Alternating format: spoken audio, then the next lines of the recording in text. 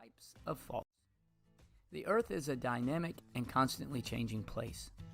The tectonic plates which sit on the asthenosphere shift and move. This movement creates stress, and the rocks at the surface may break in response to this, a little like breaking this pencil. When the rock breaks, cracks are created which are called faults. On either side of the fault are blocks of rock called fault blocks. When these fault blocks move, earthquakes may occur. There are three main types of faults: strike-slip faults, normal faults, and reverse faults. Let's first determine the difference between the hanging wall and the footwall. In all faults except for vertical faults, the hanging wall is the block above the fault and the footwall is below. Two simple ways to identify the foot and hanging wall is to place your finger on the fault surface and move it up. It will automatically be located on the hanging wall. The hanging wall will have an angle less than 90 degrees at the top, and the footwall will have an angle greater than 90 degrees at the top. Let's get started with the faults. In a strike-slip fault, the blocks move past each other horizontally. A strike-slip fault occurs due to shear stress, which pushes the rocks horizontally but in opposite directions. Strike-slip faults are common along transform boundaries like the San Andreas Fault. During a normal fault, the hanging wall moves down relative to the footwall. These faults are called normal because this is what you would normally expect the faults to do. Normal faults are a result of tension, which stresses or pulls the rock apart. Normal faults are common along divergent boundaries. The Basin Range area is an example of this. A reverse fault occurs when the hanging wall moves up the footwall. These are called reverse because this is the reverse of what you would expect as a result of gravity. Reverse faults occur as a result of compression, which is stress that squeezes the rocks together. The San Gabriel Mountains are caused by reverse faults. Good day, everyone. I am Kaila Maeve Andalis, and today I will be tackling all about fault. So first, what is a fault? In geology, a planar or gently curved fracture in the rocks of Earth's crust where compressional or tensional forces causes relative displacement of the rocks on the opposite sides of the fracture. In some instances, the movement is distributed over a fault zone composed of many individual faults that occupy a belt hundreds of meters wide. The geographic distribution of faults varies. Some large areas have almost none, others are cut by innumerable faults. Faults may be vertical, horizontal, or inclined at any angle. Although the angle of inclination of a specific fault plane tends to be relatively uniform, it may differ considerably along its length from place to place. Meaning to say, it refers to the movement of the surface where compressional or tensional forces happen. So, to further understand this matter, I am going to play a video clip about fault.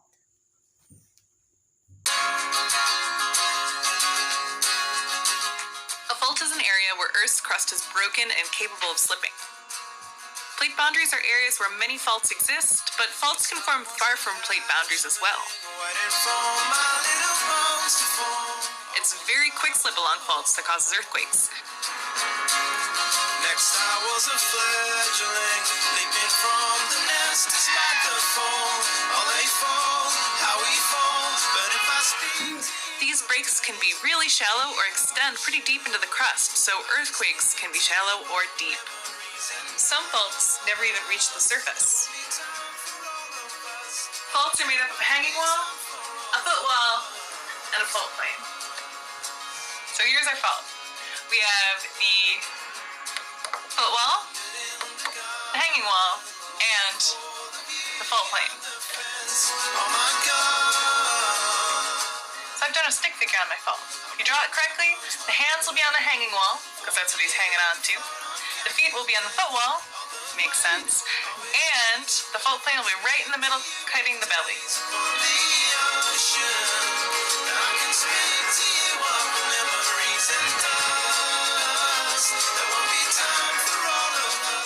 If slip causes the hanging wall to move up, then it's a reverse fault. If slip causes the hanging wall to move down, then it's a normal fault. And if slip along the fault plane doesn't make either side of the fault move up or down, but instead just glide past one another, then it's a strike slip fault. To sum up the video, faults are made up of hanging wall, footwall, and fault line, wherein hanging wall are the rocks above the fault, while footwall are the rocks below the fault. Moving on, here are some examples of the well-known faults in the world. First in the list is the San Andreas Fault, which during the San Francisco earthquake of 1906 had a maximum movement of 6 meters or 20 feet, and the Anatolian Fault, which during the Izmit earthquake of 1999 moved more than 2.5 meters or 8.1 feet. Next is the Calaveras Fault. It is a major branch of the San Andreas Fault system that is located in Northern California in the San Francisco Bay Area. Activity on the different segments of the fault includes moderate and large earthquakes as well as a seismic creep. Lastly is the Eastern Tennessee Seismic Zone or the ETCZ. It is a geographic band stretching from northeastern Alabama to southwestern Virginia that is subject to frequent small earthquakes. The ETCZ is one of the most active earthquake zones in the eastern United States. So as you can see in the screen, these are the photographs of the said faults. After having an example of faults around the world, did you know that there are 5 active fault lines in our country, namely Western Philippine Fault, the Eastern Philippine Fault, the South of Mindanao Fault, Central Philippine Fault, and the Marikina or the Valley Fault system. Next slide is the photograph of the said faults. After discussing what a fault is, let us now know the different types of faults, namely, number 1 is the normal faults or the extensional. Number 2 is the reverse fault. Number 3 is the strike slip fault. And lastly, the oblique fault. So what is normal fault? This is the most common type of fault. It forms when rock above an inclined fracture plane moves downward, sliding along the rock on the other side of the fracture.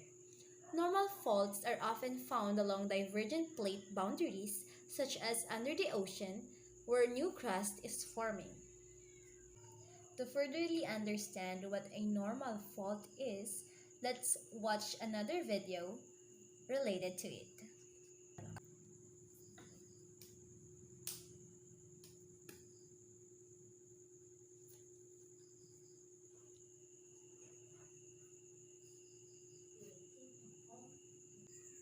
So basically, normal fault creates space where 2 blocks of crust pull apart, stretching the crust into a valley. So here are some of the photographs for portraying how a normal fault occurs. That concludes my report. Thank you for listening. Good day to each and everyone. This is the continuation of our discussion about fault. Earlier, one of the types of fault had already been discussed. But before I proceed to the second type of fault, let me define again what is fault. A fault is a planar fracture or discontinuity in a volume of rock, across which there has been significant displacement as a result of rock mass movements. The pictures shown below is the San Andreas Fault, known for being one of the biggest faults in the whole world. The fault trends northwestward for more than 1,300 from the northern end of Gulf of California through the western California, passing seaward into the Pacific Ocean in the vicinity of San Francisco, USA. Let us now proceed to the other type of fault, which is the reverse fault. Reverse fault is a type of fault in which the rock above the fault plane is displaced upward relative to the rock below the fault line. It is the opposite of the normal fault. It is a fault that occurs through compression of the two tectonic plates in the Earth's surface. For us to understand more about reverse fault, let us watch a very short clip which will teach us the whole concept. Credits to Mr. Mike Reader. Alright, in this video we're going to learn about the different types of faults. First thing we need to know is that the fault line is the area between the blue block and the yellow block. These surfaces here where they connect, that crack is what we call the fault line. Alright, first type of fault we want to talk about is a reverse fault. And so in a reverse fault, there's something called compression, which means the stress force that's being applied, the compression, is pushing on the two blocks. And when that happens, the blue block starts to slide up. And so that is called a reverse fault. Alright, now, when you're looking at these two blocks and how you're going to determine what the movement along the fault is you're going to look for the hanging wall and the foot wall. The hanging wall is the wall that hangs over the fault line. So if you look at the blue block, you can see how the blue block is over top of the fault line. So that would make the yellow block the foot wall. Hanging wall, foot wall. And what happens in a reverse fault is the hanging wall slides up. And that's the movement along the fault line. Alright? Stay tuned for the continuation of our group's report. Thank you guys. So, good afternoon everyone. I am Marie Bermido and I will be discussing to you the third type of fault, which is the strike-slip fault. So, a while ago, some of our classmates already discussed what a fault is and what are the other types. But this time, we will be focusing on this one. So first, let us define what is a strike-slip fault. So, in a strike-slip fault, the movement of blocks along a fault is horizontal. The fault plane is essentially vertical and the relative slip is lateral along the plane. There is no vertical movement of either the hanging wall or foot wall, just horizontal movement of each side of the fault. The other names are transcurrent fault, lateral fault, tear fault, or wrench fault. So ito pong transcurrent, lateral, tear, or wrench are just somewhat synonymous po to the term moving sideways. And to make the definition of strike-slip fault simpler, tandaan lang natin na yung fault plane niya, yun po yung vertical, and the relative movement is the one which is horizontal. So how is a strike-slip fault formed?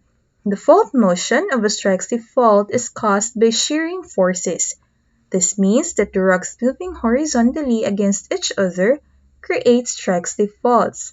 As the larger plates are pushed or pulled in different directions, they build up strain against the adjacent plate until it finally fails. It also forms when the rock layers on opposite sides of a fault line slide past one another horizontally.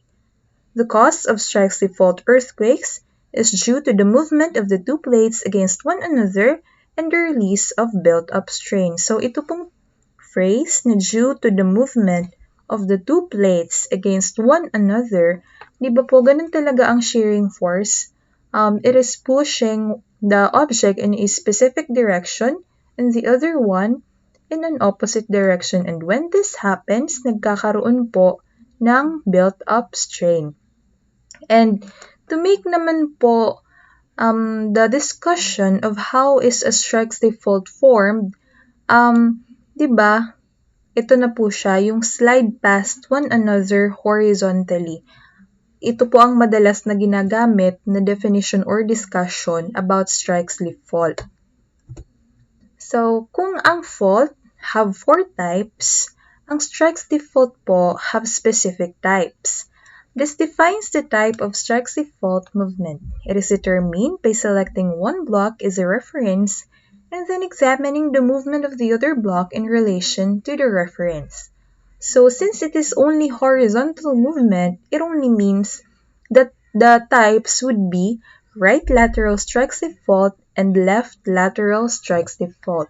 To further understand what is left lateral strike slip fault, the figure 1 shows a block diagram of a left lateral strike slip fault. A left lateral strike slip fault means the block opposite from which one is standing moves left. The image shown provides a block diagram of a left lateral strike slip fault. In this case, the field geologists would picture themselves standing on the blue block. Note the directions of the arrows. So, the blue will be considered as the reference, the red will be considered as the opposite. So, since the opposite, look at the arrow po, since the opposite move to the left of the reference, it is considered as left lateral. On the other hand, right lateral strike slip fault means the block opposite from which one is standing upon is moving right. So figure 2 shows block diagram of a right lateral strike slip fault. So this time naman po, yung red will be considered as the reference, the blue will be considered as the opposite. So basing on the arrow, it moved to the right of the reference, so it is considered as right lateral strike slip fault. So here is a summary, a vertical or near vertical fracture on the earth where the ground has shifted horizontally. So if there is an earthquake and it pushed the plane horizontally on that direction, and this is the fault plane which is vertical, this is how a strike slip fault looks like. And this time naman po, this is a fault in China and nagkaroon po ng horizontal displacement because of moving sideways. So here are examples of strike slip fault. Figures 4 and 5 shows a right lateral strike slip fault aerial view of San Andreas Fault in Carrizo Plain, California. So San Andreas Fault po is a fault na well known around the world. However, hindi po natin masyadong alam na strike slip fault po pala siya. But it is. And ito po ang pictures niya. Kung makikita po natin, the other plane moved to the right. So this is a right lateral strike slip fault. So in the Philippines, figures 6 and 7 shows the roads displaced to the left during an earthquake in 1990 on a left lateral strike slip fault on the island of Luzon in the Philippines. Last July 16, 1990 po, nangyari ang earthquake na to, and it devastated a lot of properties. And these roads are just some. These are different roads, but what happened to them are very much similar. So nagkaroon po ng horizontal displacement yung road to the left. Kung makikita po natin ang arrow, ito po ang nire-refer niya na nag-move to the left. So, yun po ang strike slip fault. Thank you po. Good day everyone, I'm Thommy C. Borromeo. My topic is all about oblique-slip fault. A fault that has a component of deep slip and a component of strike slip movement is termed an oblique-slip fault. Oblique-slip faulting suggests both normal deep slip faulting and strike slip faulting. It is caused by a combination of shearing and tension of compressional forces. It is very rare for a fault to rupture in a single straight line. They often have several gaps along their length, and large faults that cover a considerable distance can abruptly change direction several times. What causes a fault to move in oblique direction? On this fault, the right lateral oblique-slip faulting suggests both thrust faulting and strike-slip faulting. It is caused by a combination of shearing and compressional forces. Nearly all faults will have some component of both deep slip, normal or reverse, and strike slip, so defining a fault as oblique requires both deep and strike components to be measurable and significant. So as you can see in this picture, types of geological faults. Deep slip fault, it's either normal fault or reverse fault. Strike slip fault, it's either left lateral or right lateral. And oblique slip fault. Oblique slip fault is the combination of deep slip and strike slip fault. In this picture, as you can see, arrows represent relative movement of oblique slip fault. This arrow represents strike slip fault. It's either left lateral or right lateral. This arrow represents deep slip fault. It's either normal fault or reverse fault. If these two movement combines, the movement known as oblique slip fault. So in the next slide, I'll show you the movement of oblique slip fault. So this is the foot wall and this is the hanging wall. As you can see, the fault plane, the hidden line is diagonal because it is combination of deep slip and strike slip. The hanging wall goes downward and goes right. So it is the combination of normal and right lateral movement known as oblique slip fault. That's all about my topic. I hope you understand. Thank you and bye-bye. The next topic is about active fault in the Philippines, specifically Western Philippine Fault. Active Philippine fault lines is a profound space hailing the Pacific Ocean lies the Ring of Fire, which houses the most number of earthquakes and volcanic eruptions to occur in the planet. The Ring of Fire is respective towards a series of oceanic trenches, volcanic arcs, volcanic belts, and plate movements. Earthquakes frequent in the Philippines, an Asian country of 108 million inhabitants, and this is because the archipelago is made up of 7,641 islands, is on the western edge of the so-called Ring of Fire.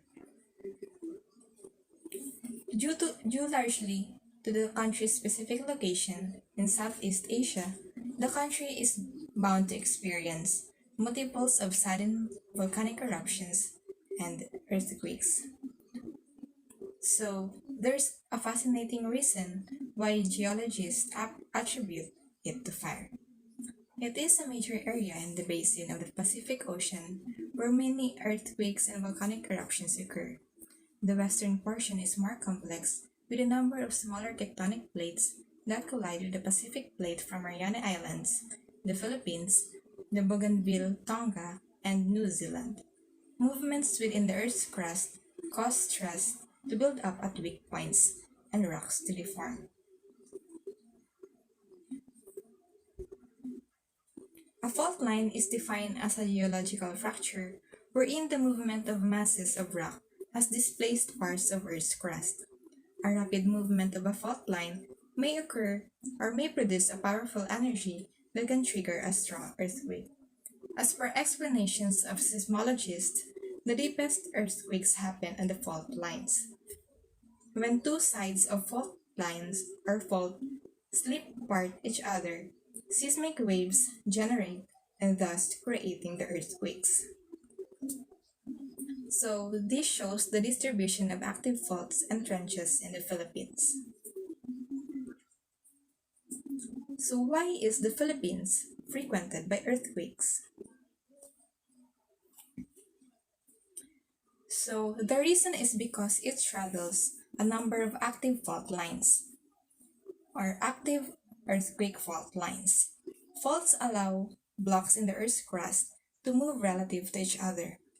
This movement may occur rapidly, usually in the form of an earthquake.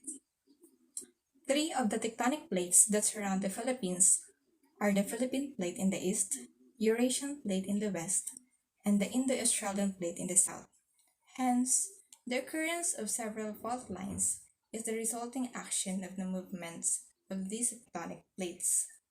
Number 1 is the Western Philippine Fault. Number 2 Eastern Philippine Fault. Number 3, Southern of Mindanao Fault. Number 4, Central Philippine Fault. And number 5, Marikina or Valley Fault System.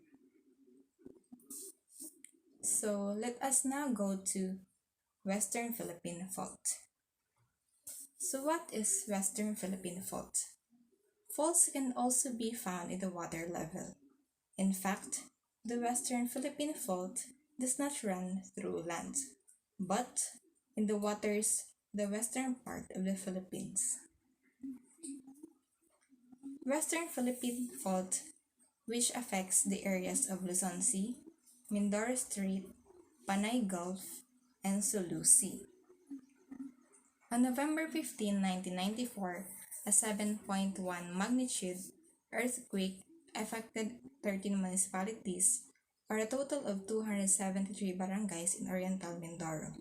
About 22,452 families were affected, 78 people were killed, and 430 were injured. Damaged infrastructures include 24 bridges, 8 of which were rendered impassable for days, isolating villages and towns. 3 major power plants, 2 of which are connected to Luzon grid and 1 to the Visayas grid, tripped during the earthquake, causing brownouts in Mindoro Island and parts of late and summer.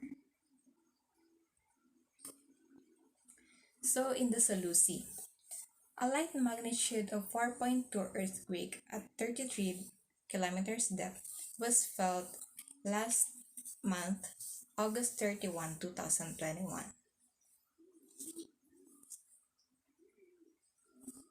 So based on the news, a 4.2 magnitude earthquake struck near Sipala in Negros Occidental, Western Visayas, Philippines. The tremor was recorded around noon on Tuesday, 31st day of August 2021 at 1:12 p.m. local time, at a moderately shallow depth of 33 kilometers below the surface. So the event was filed by the European Mediterranean Seismological Center, or EMSC, the first seismological agency to report it. A second report was later issued by the Philippine Institute of Volcanology, Seismology, or the PHIVOLCS, which listed it as a magnitude 4.2 earthquake as well. Towns or cities near the epicenter where the quake might have been felt as very weak shaking include Marikina, located 54 kilometers from the epicenter, Sipalay, 50 kilometers away, Nampulaw, 56 kilometers away, Bakugyangan, 56 kilometers away, Asia, 58 kilometers away, Inayaw, 68 kilometers away, Bayawan, 90 kilometers away, and Santa Catalina, 97 kilometers away. So this concludes my report about Western Philippine Fault, and the other faults will be discussed later on. Thank you. Hello guys, my name is Mae Federis, and today I will be discussing about one of the 5 active faults here in the Philippines, which is the Eastern Philippine Fault. The Eastern Philippine Fault is similar to the Western Philippine Fault because both of them are found to be beneath the ground. The Eastern Philippine Fault is an underwater fault, and an underwater fault is very dangerous because it can generate or trigger tsunamis. The Eastern Philippine Fault is located at the Philippine Sea. So what lies beneath the Philippine Sea? The Philippine Sea Plate or the Philippine Plate is a tectonic plate comprising oceanic lithosphere that lies beneath the Philippine Sea to the east of the Philippines. Because of the motion of the Philippine Sea Plate, may na-form na Philippine Trench and Philippine Fault Zone back arc fault system. The Philippine Fault is under pressure. According to the article from Silent Garden, the Philippine plate is moving westward at a speed of 80 millimeter per year. And may na-search ako news about the seismic activity of the Philippine Eastern Fault. It was when July 6 in the year 2017, because of the movement of the Eastern Philippine Fault, there were recorded casualties and many buildings or infrastructures were destroyed. A 6.5 magnitude was felt in the province of Leyte, and according to the DOST PVOX, more than 500 aftershocks, of which 11 were felt. And 'di ba 'pag sinabi natin na active fault, laging nagkakaroon ng movement sa ground. So may site ako na nakita na laging nag-a-update tungkol sa mga seismic activities ng mga faults. Pero ang pagtutuunan natin ng pansin ay ang Eastern Philippine Fault. So, according to the volcanodiscovery.com, this site was updated last September 1, 2021. For the past 7 days, the Philippine Sea was shaken by 2 quakes of movement 5 or above, 26 quakes between 4 and 5, 72 quakes between 3 and 4, and 133 quakes between 2 and 3. There were also 47 quakes below magnitude 2, which people don't normally feel. So that ends my report, and the remaining active faults here in the Philippines will be discussed by my groupmates. Good afternoon, guys. My name is LJ and Sofia Lucena, and the topic that I will discuss today is all about the Central Philippine Fault Zone, which is considered as one of the most active fault zone here in the Philippines. So let's start. The Central Philippine Fault Zone. The Central Philippine Fault Zone, consisting of the Ginayangan, Masbate, and Central Leyte Faults, are the most seismically active regions transecting the islands of Bondoc to Leyte. So, focus tayo sa map. Nandito yung Ginayangan Fault, Masbate Fault, and nandito naman yung Central Leyte Fault. The Central Philippine Fault Zone is found to be the locus of great earthquakes, a transition zone with slow slip and creep activities. So, sabi ko nga kanina, the Central Philippine Fault Zone is one of the seismically active fault here in the Philippines. So, it is also the locus of great earthquakes with slow slip and creep activities. Ano ba yung transition zone? Transition zone are coastal areas connecting marine and onshore. Yun nga, kinoconnect niya yung sea and yung shore. Ano naman yung slow slip? Slow slip are long-lived shear slip events at subduction interfaces and the physical processes responsible for generation of slow earthquakes.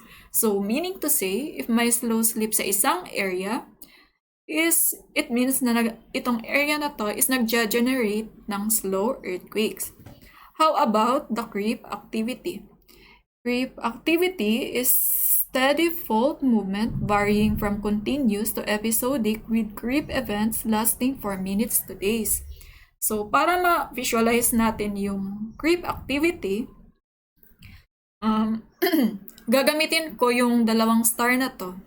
So, di ba, may fault line dito? So, if may fault line dito, may possibility na yung land dito, or yung star na to, mag-move papunta sa direction na to, or mag-move sa direction na to. Same din sa land na nandito, yung star na nandito is pwedeng mag-move papunta dito sa direction na to, or papunta sa direction na to.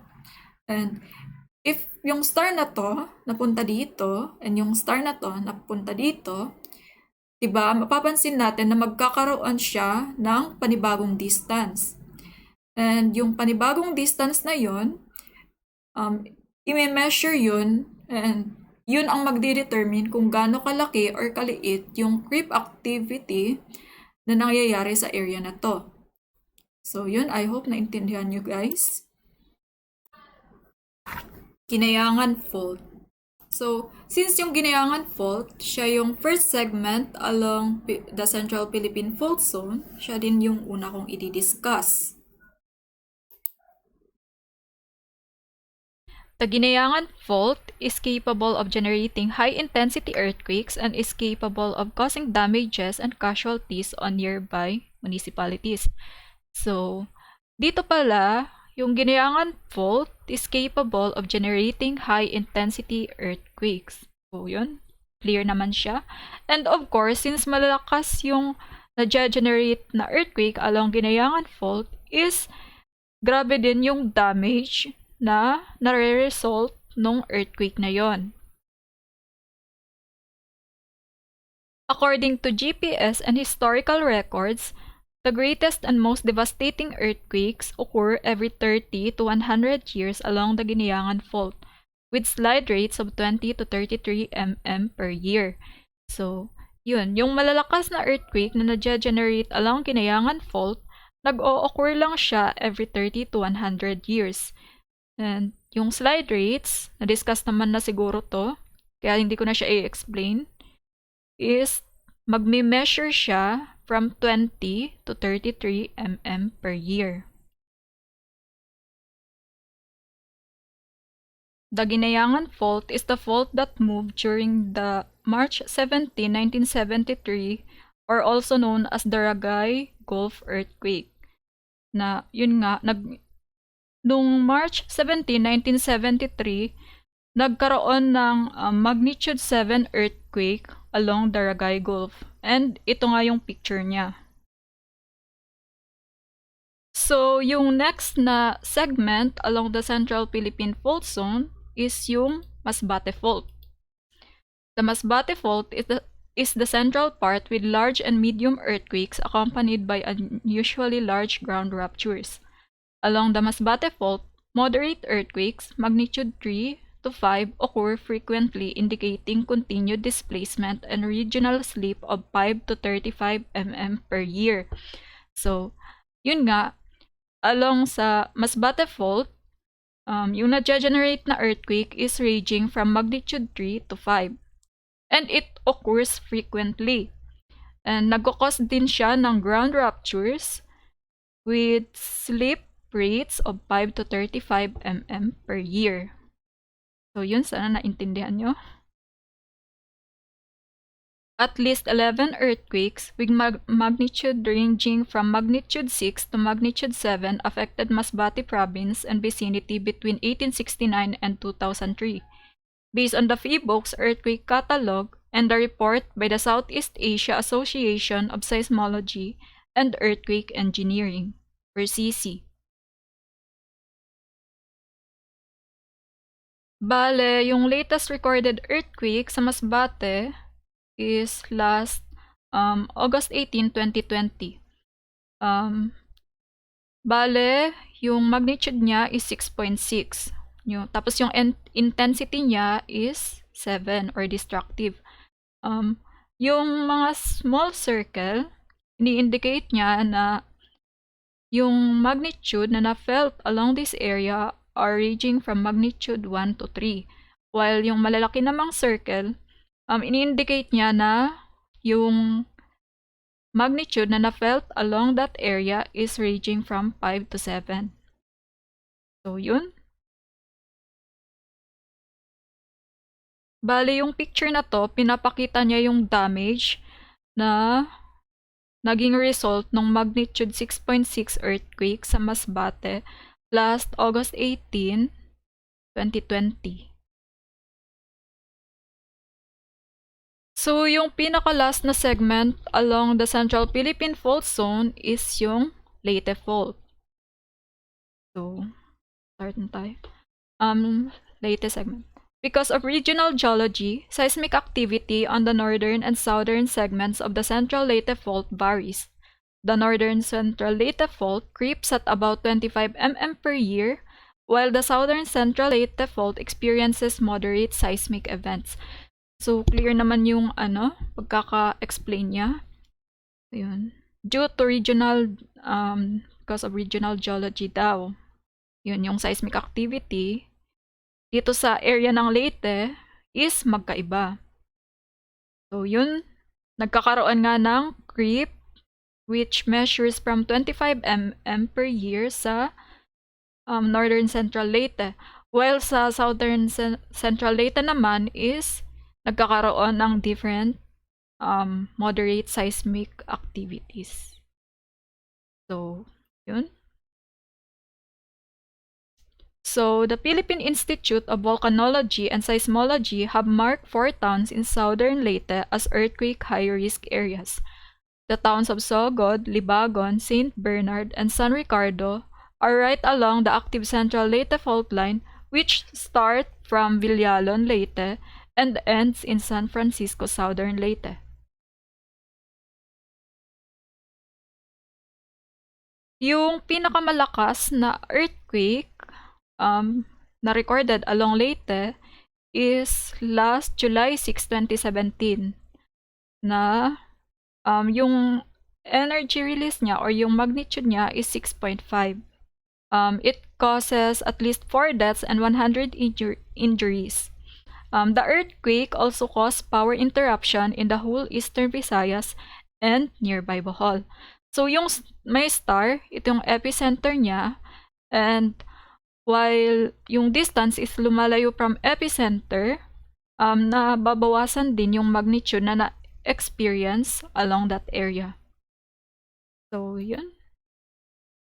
Historical data on Central Philippine Fault Zone is limited due to the fault's geographical location, predominantly offshore, lack of complete paleoseismic data, and lack of permanent global positioning system or GPS that can trace movements over long periods of time. So, yun nga, since wala tayong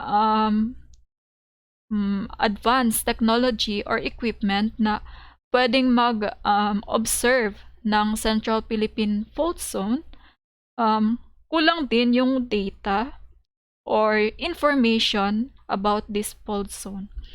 So, yun lang po. Thank you and God bless. Sana may natutunan kayo sa report ko.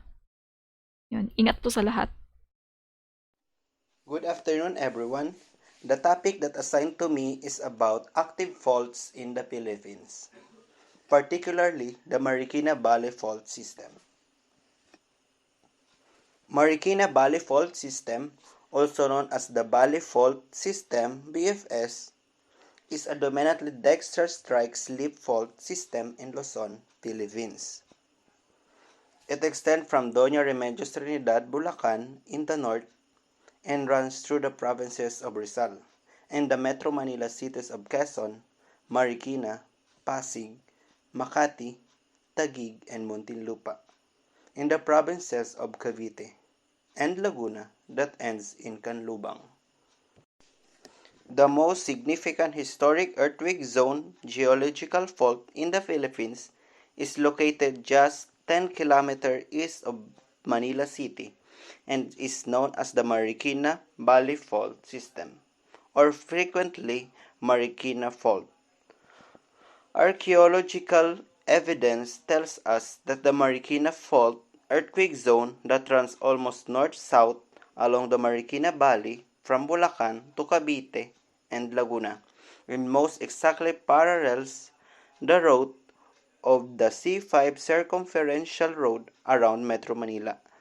Slips every 200 to 400 years, average every 310 years, delivering a magnitude 6 to 7 earthquake. Maximum estimated is 7.5.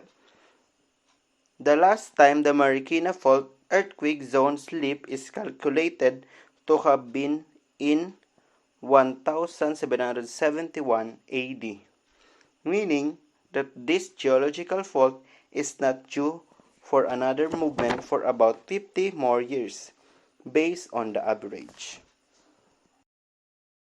There are actually a number of recognized earthquake fault lines within the Marikina Valley Fault System.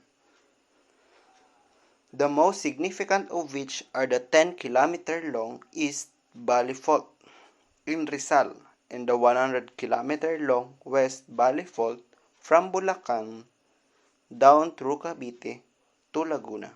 Either or both of these faults may slip with a jolt to dramatic effect at any time. West Valley Fault.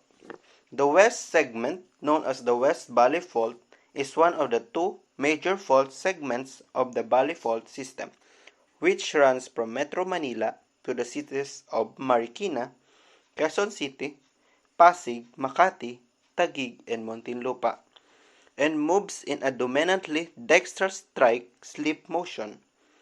The West Valley Fault segments traverses from Doña Remedios Trinidad to Calamba with a length of 129.47 kilometers or 80.45 miles. East Valley Fault. The eastern segment, known as East Valley Fault, moves in an oblique dextral motion. It extends to about 17.24 kilometers or 10.71 miles from Rodriguez to San Mateo in the province of Rizal. Threat of this fault system.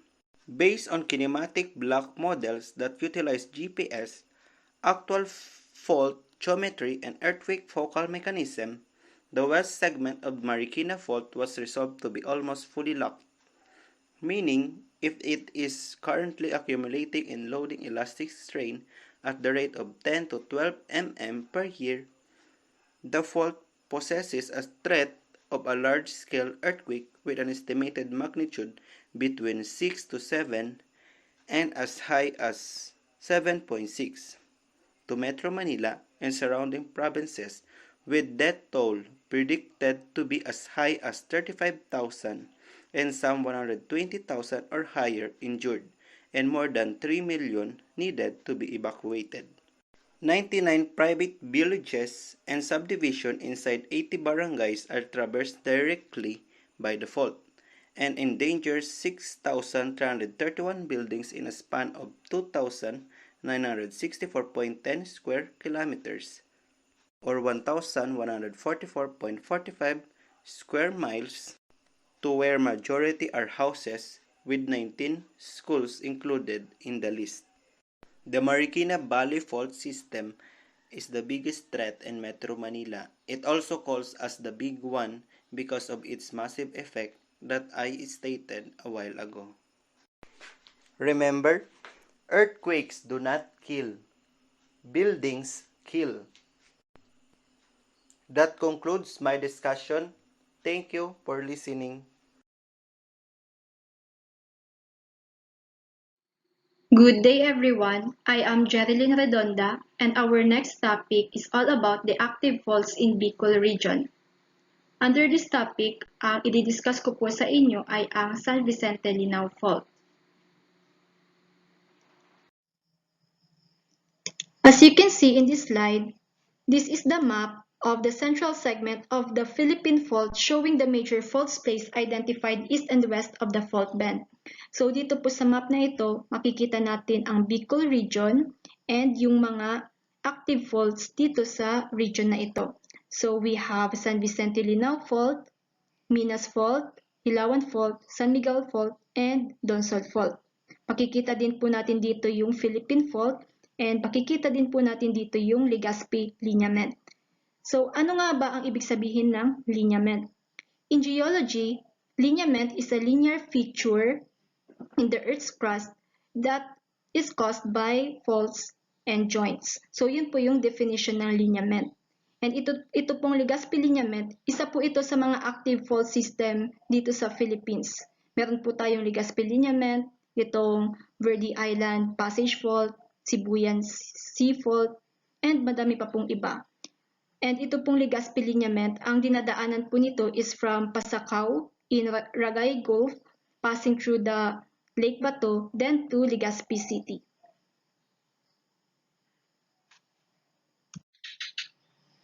San Vicente Linao Fault. The San Vicente Linao Fault is the most prominent regional structure in the area. So ito daw pong San Vicente Linao Fault, ito po ang pinaka well-known na structure dito sa Bicol region. This fault is part of the Legazpi lineament identified by Aurelio and others as a fault system that comprises a left lateral strike-slip zone that's placed from the Philippine fault. So ito pong San Vicente Linao Fault ay part daw po ng Legazpi lineament, which is na in-identify ni Aurelio and others. And nakita din naman po natin sa previous slide yung map. So makikita din naman po natin doon sa map na yun na yung San Vicente Linao Fault ay part ng Legazpi lineament.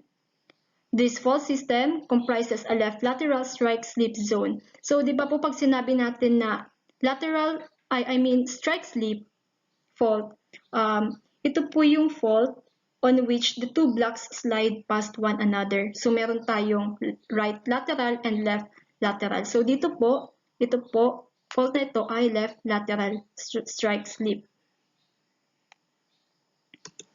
The Legazpi lineament has a north 60 degrees west trend and extends to the Philippine Trench, where it displaces the trench by about 40 kilometers.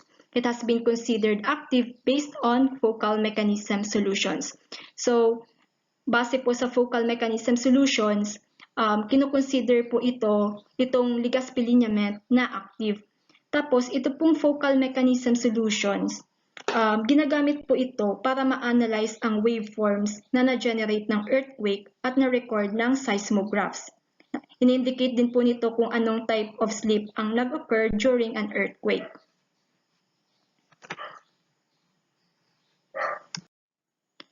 The geologic map of the Philippines by BMG characterizes the San Vicente Linao Fault as a normal fault passing adjacent to the southernmost margin of Lake Bato and continues southeast towards the foot slopes of Mayon Volcano. The San Vicente Linao Fault is defined as a fault system consisting of two parallel faults that bound the Uwas Graben. So, meaning po ng graben, it is a piece of Earth's crust na nag-shift downward. So, meron po tong parang kabaliktaran. Merong graben, tapos yung kabaliktaran niya, o yung opposite niya is yung tinatawag na horst. So, kung yung graben ay nag-shift downward, so yung horst naman is nag-shift upward. So, based po doon sa search ko, ganito po ang itsura niya.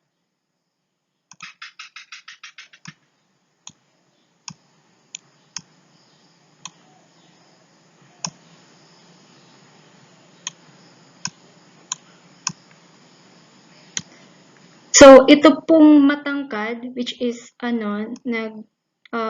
push or shifted upward. So, ito po ang tinatawag na horst. And ito naman pong part na to, na shift or push downward is, ito naman ang tinatawag na graben. So, yun po. And ito pong dalawa, napoproduce po to from parallel normal faults. Dito naman po sa slide na to, this is a Landsat image of Mayon Volcano na kung saan pinapakita dito yung traces ng Philippine Fault, Donsol Fault, San Vicente Linao Fault, and San Miguel Fault. The northern part of the San Vicente Linao Fault system can be traced to the western foot of Mayon Volcano where it disappears. The San Vicente Linao Fault system forms a northwest trending graben with the trace of its northern boundary projecting towards the foot of the western portion of Mayon Volcano where it disappears. The disappearance of the fault, however, may be expected since faults are known to curve as they meet the base of volcanic cones.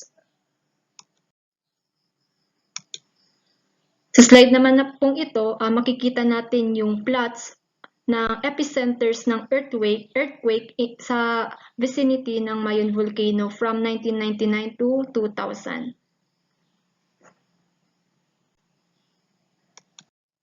So, yun lang po, and thank you so much. Good day everyone. So before we tackle the other faults in Bicol region, let us know the reason why Bicol region has faults.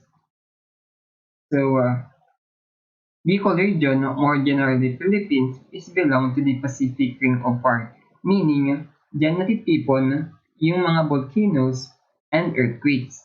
For instance, the active volcanoes in Bicol region are Mount Bulusan in Sorsogon, Mount Asog in Kamsur, and Mount Mayon in Albay.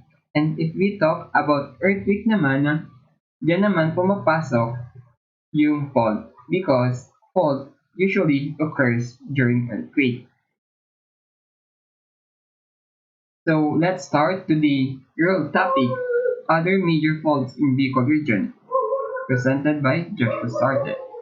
And we have three faults here, namely San Miguel Fault, Ilawan Fault, and Binas Fault. So let's start with San Miguel Fault. San Miguel Fault is one of the left-handed oblique-slip faults that have been identified. It is located to the north of the San Miguel-Linao Fault system, entering Bicol Peninsula through the southern margin of San Miguel Bay and extend through the southern margin of Laguna Gulf. Mas better po to once it has a visual representation. So in the next slide po, I have here a picture. May picture po ako dito na shows the map of the central segment of the Philippine fault, showing the fault along Bicol region. So the first keyword there in the definition, it is located to the north of the San Vicente Linao fault system. As you can see, this is the San Vicente Linao fault. And yung nasa taas po niya guys, it is the San Miguel Fault. Ito po mismo si San Miguel Fault. And extends through the southern margin of Laguna Gulf. As you can see, from this point or this line, from this line to this point na naka-extend sa Laguna Gulf, siya po mismo yung San Miguel Fault line. So, also, San Miguel Fault, it is considered as the left-handed oblique-slip fault. Bakit siya naging left-handed oblique-slip fault? Kasi po guys, yung figure po dyan or yung movement po dyan ng fault line is maganda. For instance, we have a figure here or the surface area, and this is the San Miguel Fault line. That is, yan po yung crack. And yung movement niya po dito mismo is paganto. Pa-shear po siya dito and pa-shear po siya. Naging left-handed po siya in the sense kasi kung titingin ka dito sa part na to, yung direction po ng land dito is pa-left, and kung dito naman po ikaw mismo tumingin, yung direction niya po mismo is from the left also. And oblique-slip fault po siya in the sense na hindi lang po shear force ang nag-o-occur dito, kundi shear force and tension force or compression force. So it means dito guys, yung nag-occur daw mismo ng movement is dalawa. Shear force and tension force or compression force. Depende po sa compression force and tension force. So it means napaka-complicated pala ni San Miguel Fault. The other two faults are Ilawan Fault and Binas Fault.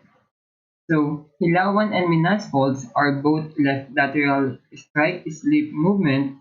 They pass through Catanduanes Island. So, magagets po to once it has a visual representation.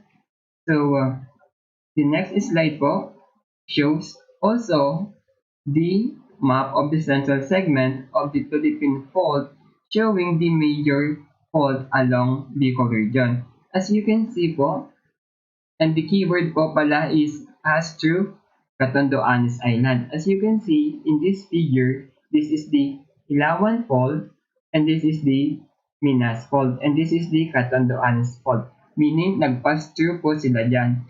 And yung type po mismo ng movement nila is left lateral strike slip. Bakit siya naging left lateral strike slip?